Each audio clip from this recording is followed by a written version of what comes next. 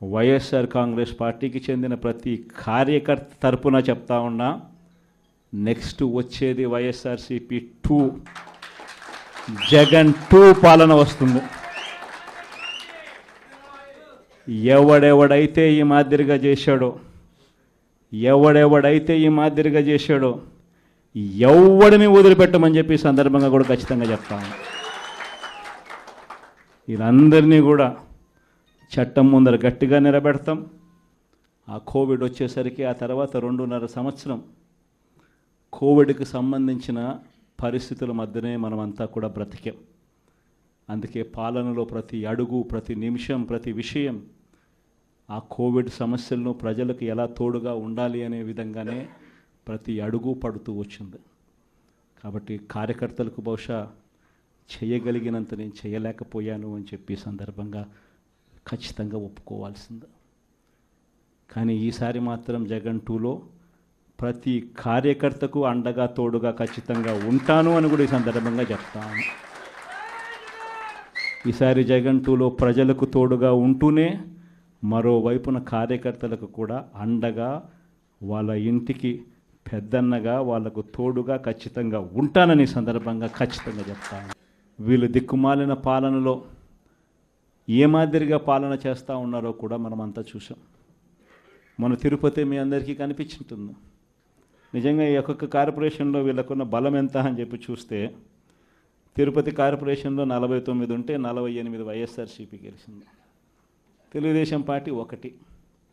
ఆ 1 గెలిచిన చోట డిప్యూటీ మేయర్ వాళ్ళ మనిషి అని చెప్పి వాళ్ళు చాలా ఏదో గొప్ప కార్యం, ఘనకార్యం చేసినట్టుగా వాళ్ళు చెప్పుకుంటా ఉన్నారు.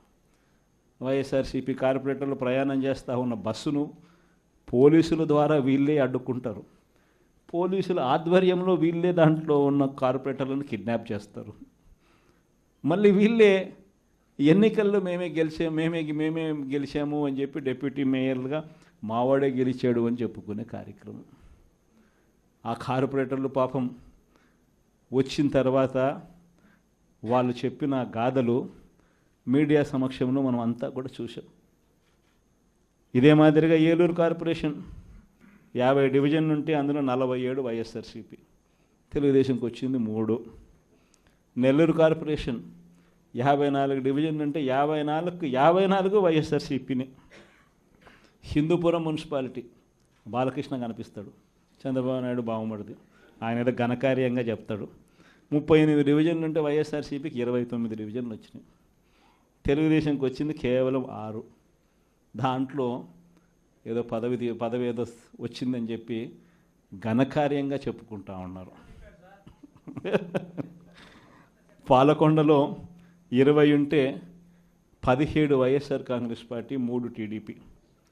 అక్కడేమో వైఎస్ఆర్ కాంగ్రెస్ పార్టీ వాళ్ళు ఎవరిని కూడా వీళ్ళు ఒక్కరిని కూడా లాగలేకపోయారు. సో వెంటనే ఏం చేశారు? Post phone.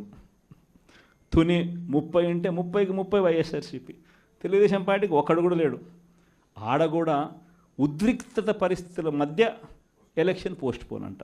పిడుగురాళ్ళ మున్సిపాలిటీ 33కి 33 వైఎస్ఆర్సీపీని.